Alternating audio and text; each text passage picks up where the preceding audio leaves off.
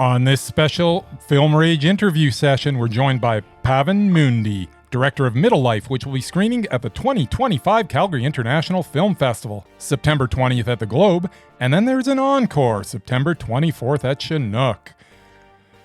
Thank you for being here. It's a pleasure to have you with us, Pavan. Thanks for having me, guys. Excited. We could not be more excited. Thank you so much. So to kind of loosen up, think of it like calisthenics for your personality. We're going to play a little bit of a game here. It's called Or, and it's so that we break down some ice and all the good stuff. So I'm going to ask you some questions, and you have to just answer one or the other. Let's do it. Let's do it. Indie rock or hip hop? Indie rock. Nice. Oh, by the way, there's no right or wrong answer. But okay. If we make faces at you, it could be because we disagree, but it doesn't mean it's a wrong answer. Right. Okay. Noted. Richard Linklater or Judd Apatow? That is a tough one. I would say both kind of hit and miss. I'd say 10 years ago, I would have said Judd Apatow. I'll say Linklater now. Okay. I hope Judd Apatow doesn't listen to this podcast. You never know. So much for working with him. Yeah. Yeah. Nice. Okay. Tim Hortons or Third Wave Coffee?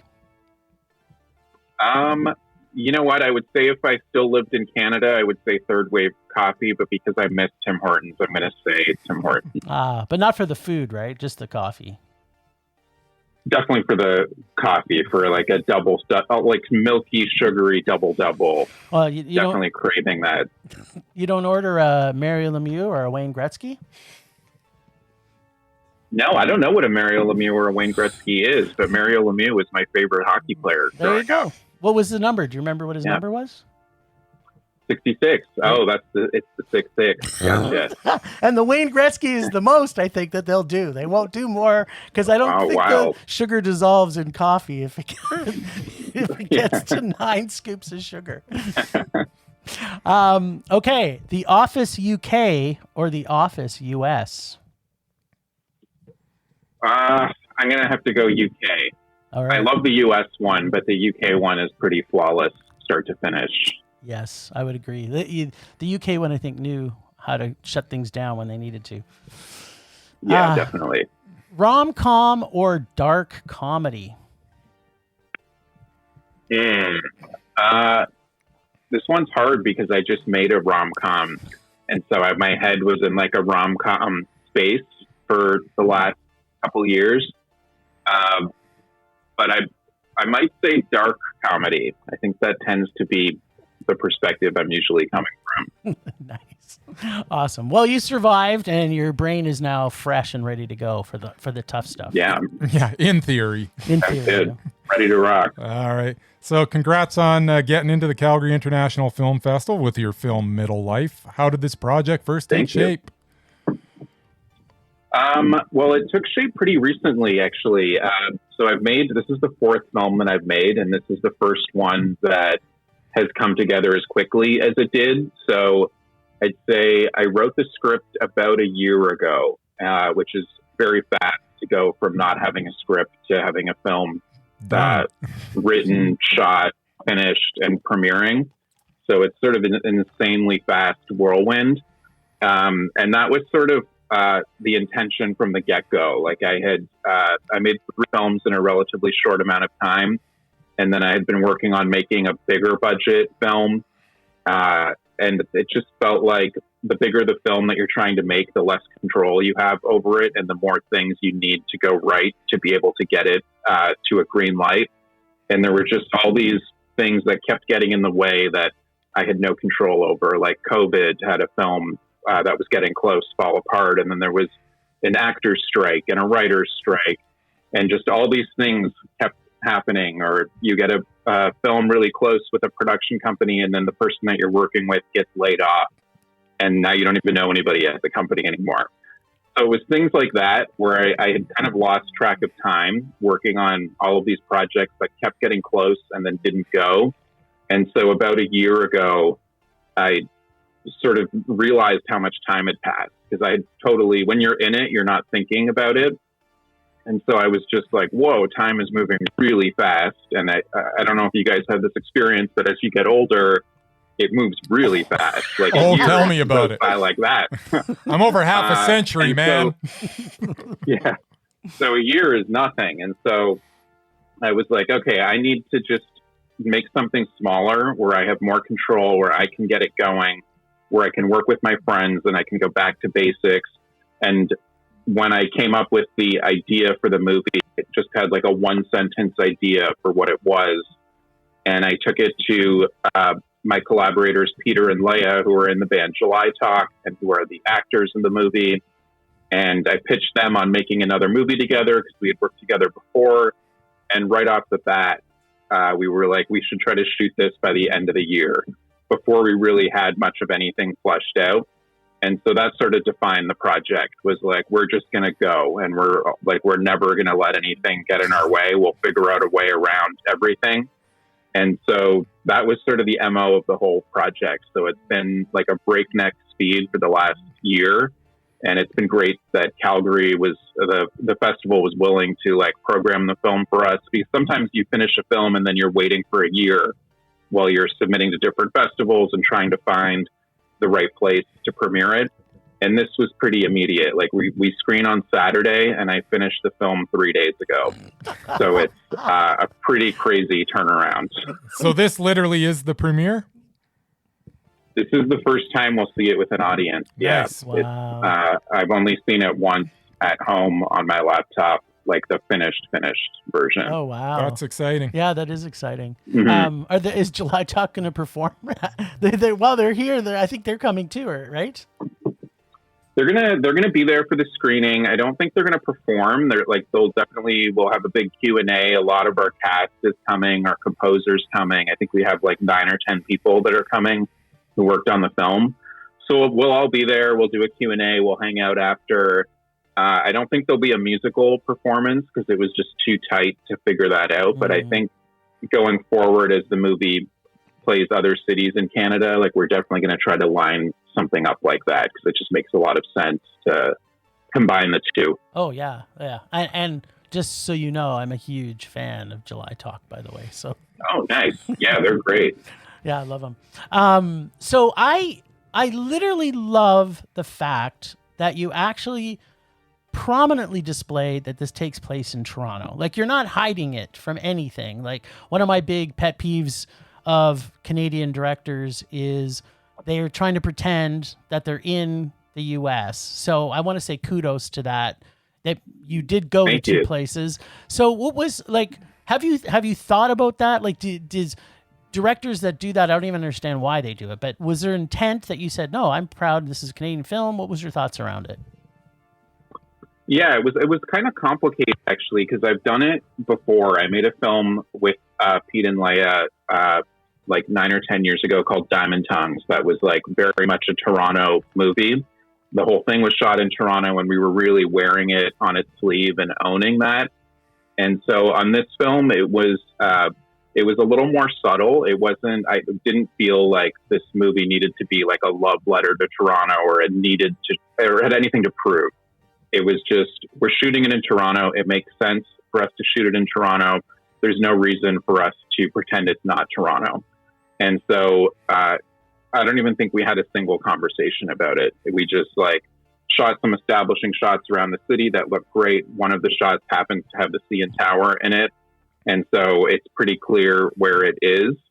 But I think that sometimes when you get a little too focused on, this is going to be my Toronto movie, I've got a statement about what Toronto is, you can lose the plot a little bit, which is like, that's not really, it's a nice bonus, but that's not what people care about when they watch a movie. They care about the characters and the story.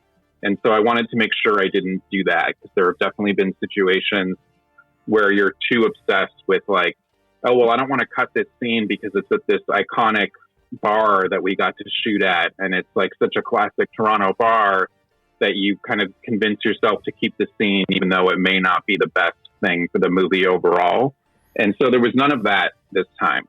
And then the flip side of that is, like you're saying, like totally people try to make Toronto anonymous sometimes because they think that if they can make it look like any town USA, it'll be easier to sell the movie. And I don't know that that's true. I feel like when it is anonymous, it tends to be things that are bigger budget, huge projects that are mimicking another city because they're American productions.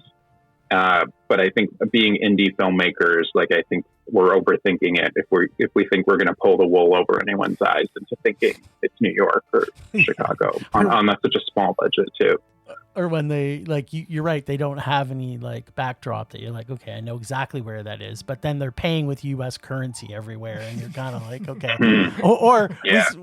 We've seen in a movie recently where they were paying with like it wasn't even real American currency. I think they went to Dollarama, bought some American currency, and they're paying with it. I'm just like, what? Oh man. Yeah, too funny. So yeah, you've already talked about July Talk, but we looked at the credits. I didn't see that they did any music on it. Was there any discussion around that, like where they added to it, or did I miss that in the credits? Or no, they didn't do any music. So I think we had initially talked about like it being a possibility that maybe they could score the film, but as I was like defining the style of the movie as we were getting it together, I started thinking about old movies a lot, like a lot of movies from the late 70s and the 80s, and those kind of being the touchstones for the movie, just like stylistically. And so when I was thinking about the score, it was starting to shift in a direction more of like a jazzy, like saxophones and flutes, and just having more of like a retro feel to it. And I would say Pete and Leia are like capable of doing anything. That's not July Talk's sound. Mm-hmm. And so if we were going to be like forcing a square peg into a round hole and being like, no, well, you have to score it in this style with saxophones, you're kind of defeating the purpose of it being a July Talk score, because then July Talk fans will be excited to hear the score and it sounds nothing like July Talk. So it just didn't make any sense, and we all kind of agreed it didn't make sense. And so we had a good friend of ours who's a music composer, Ben Fox, who we've all known for many years, and he is just like a composing machine. He composes like many films every year, and that jazzy 70s sound is like very much in his repertoire. And so it made the most sense, especially on our timeline, to have him handle all the music. I feel like he nailed it. I think it's one of the strongest parts of the film is the score. Awesome. Yeah, awesome. All right. So talk to us about the change in pacing that the film takes on, because it sort of starts and it's like just almost frantic, and then it sort of settles into a, I don't want to say more traditional, but it's not frantic anymore as the characters are fleshed out. Yeah, I think that I was really on trying to have the movie in general to have a fast pace and to take place over a longer period of time. It takes place over like roughly a year or so. And when you do that, you have scenes. And so it was one of the MOs from the beginning that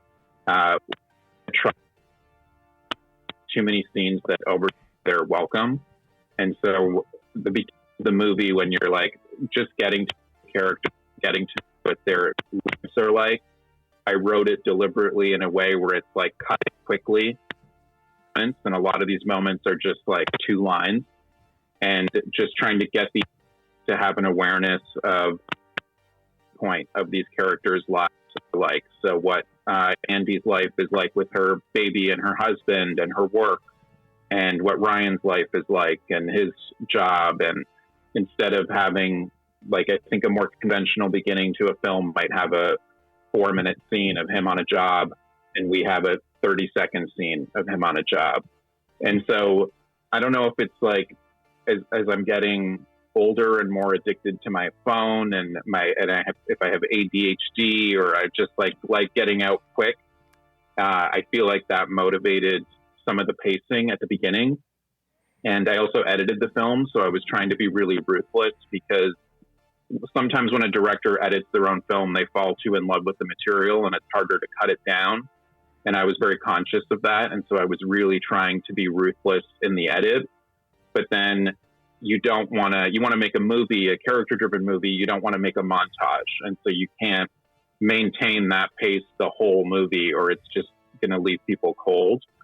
And so I think that's a good way to get into a movie. But then once you're in and the audience has a sense of who these characters are, you need to let them come along for the ride and experience. I mean, I still don't think we have any crazy long scenes. I think there's like maybe 2 scenes that are longer than 3 minutes, which is really rare. They seem so long after the beginning.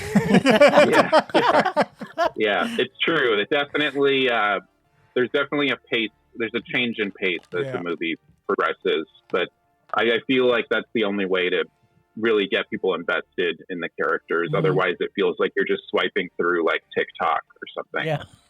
Yeah, it's a good analogy for it. It's true, right? Like, if it would have been as frantic as the beginning was, we just wouldn't have known anything about the characters. So yeah, it's a good way to develop it for sure. I'm going to take you back a little bit in time.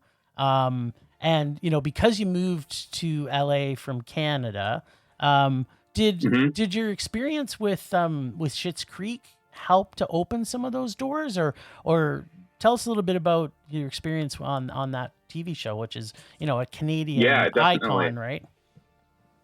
Yeah, for sure. So Schitt's Creek was the first like TV thing that I had written on, the first like writer's room I had ever worked on, and it was amazing because Schitt's Creek is like a very structured show. Like if you look at every episode of that show, it's all adhering to like the same basic structure, and it's very like rigid on that structure.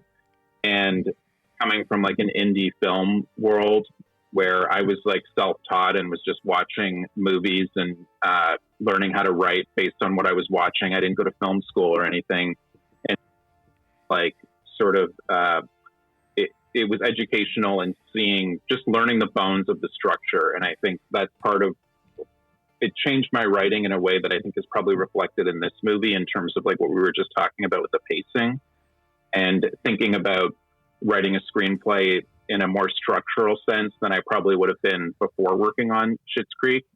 But it was also just like a fun room. Like Martin Short's brother, Mike Short, was a writer on that show.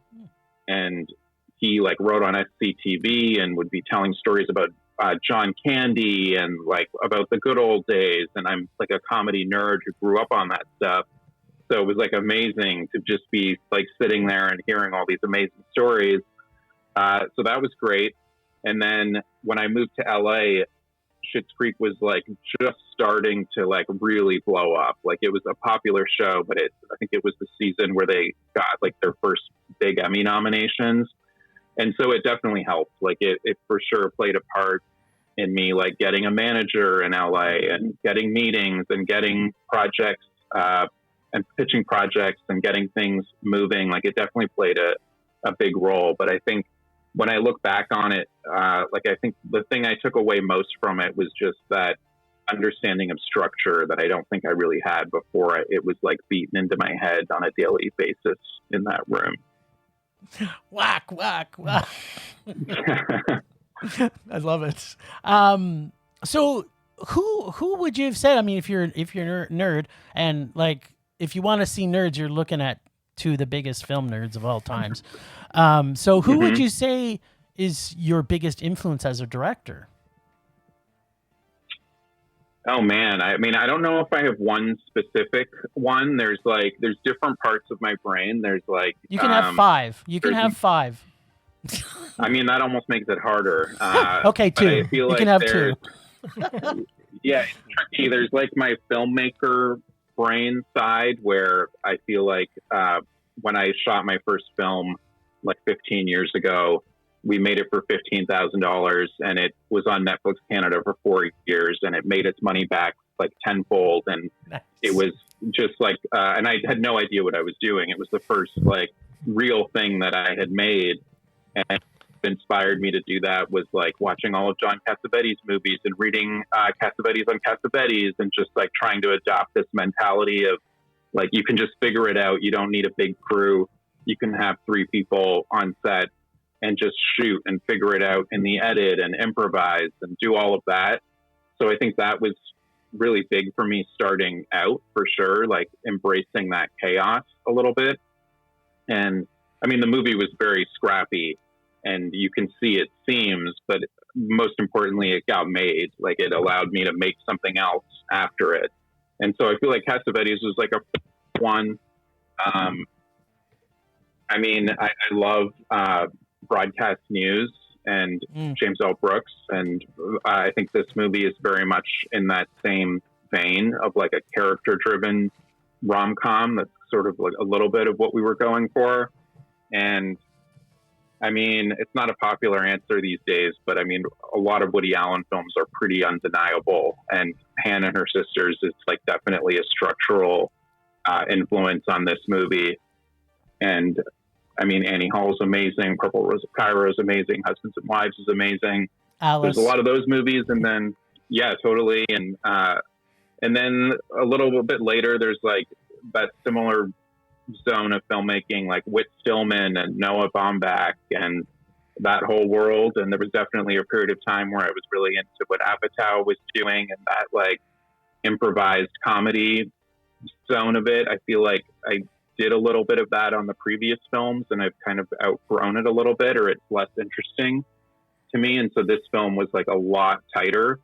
Everything was a lot closer to the script. And so I think it's veering a little bit more into that like Whit Stillman, Baumbach, Woody territory. Nice. Yeah, it's funny. Woody Allen is a bit of a swear word now, right? But you can't deny some of his films are just so well crafted. Yeah, I mean, you can't. No matter, I mean, I don't think even Mia Farrow doesn't want you to watch like Purple Rose of Cairo. Yeah, well said. Her best work. She's amazing in that movie. Oh yeah, she's so good. Yeah, for sure. Although it's funny. Okay, so there's Woody Allen, but then she was also in Rosemary's Baby. So it's like, we'll just leave it there. Just let that simmer over. We don't have to say anything more about that. But yeah. Oh my. Sure, Mia Farrow still wants us to watch her on screen for sure. So you seem to cast a lot of musicians in your films. Is that by design? I think it maybe started out by design when I was like making these films initially, but I think basically there's like 3 musicians who act in this movie, and I've worked with all of them before. And so this time around, there was like, I wouldn't say there was even a thought about them being musicians. It's just like, these are people who are my friends who I've worked with before as actors. And like, I think they did it successfully. Like, Leia was nominated for a Canadian Screen Award for Diamond Tongues, and Peter was in Sinners, which was like a huge deal that was his screen debut. Mm-hmm. And so this time around, I don't think it really factored into much of anything. Like, I don't think it's really come up once, but I think initially when I was making low budget films, and they were too low budget to be union films, and so you're having to cast non-union actors, I think I gravitated towards musicians, because at least you knew that you were getting someone who had some level of like charisma and ability to not like clam up in front of the camera, and is used to like having to perform at the drop of a hat in a high pressure situation. And so it definitely drew me to them from the get-go, but I don't think it has really factored in too much on this film. Yeah, it's funny because you think of some of the, I guess most classified as greatest musician actors, and some of them are just brilliant, right? Like, there's just some brilliant actors that come out of that. So you're right. They're not afraid to be on stage and be vulnerable and look silly and do whatever they got to do to. Yeah, definitely an overlapping skill set for sure. Yeah. It's funny we don't see more of that then. So I guess, yeah, thank you for that. Again. All the musicians are going to be happy lining up for you. Okay, so, dude, the toilet shot. Mm-hmm. Okay, I just want to say that. Just the toilet shot. You like the toilet shot? It's literally, we laughed for like, I don't know, probably 5 minutes. We had to stop the movie. Oh, should we rewound it? We rewound it like 3 times. It was yeah. I'm glad you liked it, because I'm obviously I haven't seen it with an audience, so I have no idea how some of this stuff is going to play. Like, you'll get a reaction. I was curious about. That almost got cut. And I decided not to. But it was, I think the feeling was, is this too stupid? And I decided, no, it's not. It's the right amount of stupid. And yeah, so we kept it. And so I'm curious to see how that plays. And the ending, I'm curious. Yeah, we don't want to spoil it. No spoilers. It was funny because we literally were going to ask you that. And we're like, no, you can't, because the last interaction in the movie is like it's too awesome to tell anybody. It's like literally an M. Night Shyamalan moment at the end of that movie. Yeah, don't oversell it. That might be a big. That's some high expectations. No, it just also made us laugh our asses off. It's so good. Okay, good. Yeah, I'm glad to hear that. Like I've toured films around before where you'll have one screening where something absolutely kills, and then you'll go into a different room with the same amount of people and nobody will laugh. And I can't figure out like what in the dynamic of that room is different, that the same exact joke can fall flat and other times it kills. So hopefully on Saturday it'll fall in the latter category. Yes. Yeah. I mean, I guess what they say in stand-up too, right? Like you just don't know who your crowd is. That's why. But in a film, you can't adapt. It's there. So yeah. I can walk out. Yeah. After the first 2 steps. There you go. That's my only defense. So I mean, this came together so fast. This is our last question, by the way. Sure. So have you already started working on your next project, or have you got something in the can that you've been saving, or? I've got a bunch of stuff in the can. So there's like a lot of those bigger things that had come close that didn't end up going. I'm definitely going to be trying to resurface those things, but I'm also working on a new thing that's like a Christmas, sort of a throwback Christmas movie. And I'm almost done writing that. So that's pretty close. And once, I've been kind of focused on the technical aspects of this film for the last like couple months. And I think once this is actually out and I can get back into like creative writing mode, hopefully that'll line up with like the Christmas season, which will be motivating to write a Christmas movie. And I can have that ready for early next year and start taking it out. And I think it'll be probably a bit bigger than this one. Like this was a pretty tiny movie.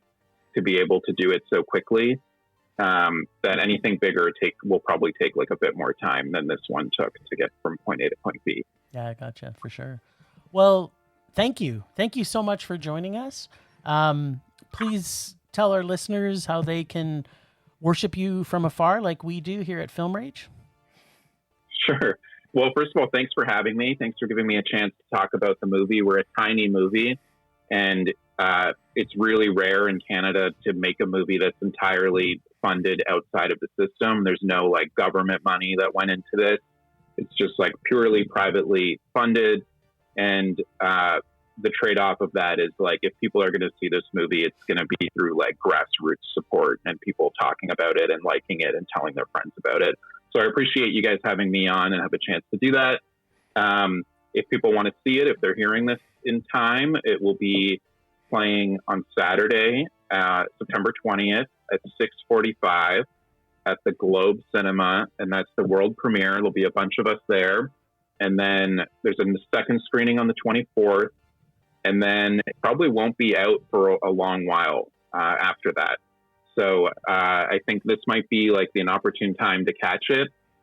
Otherwise, it'll probably be like 8 or 9 months before it's streaming at some point. And yeah, if you want to follow me or follow the film and follow any news about the film, I'm really only on Instagram is where I post about the film, and you can find me.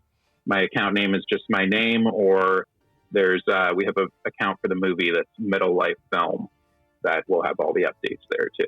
Nice. Perfect. Awesome. That's great. Thank you. Well, thanks, Ragers, for listening. As a reminder, tickets are available to see Middle Life at the Calgary International Film Festival.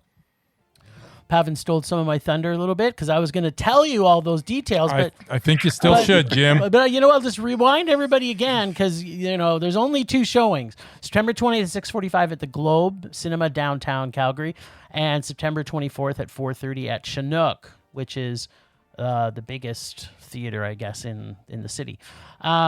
Make sure to grab your tickets at ciffcalgary.ca before they sell out.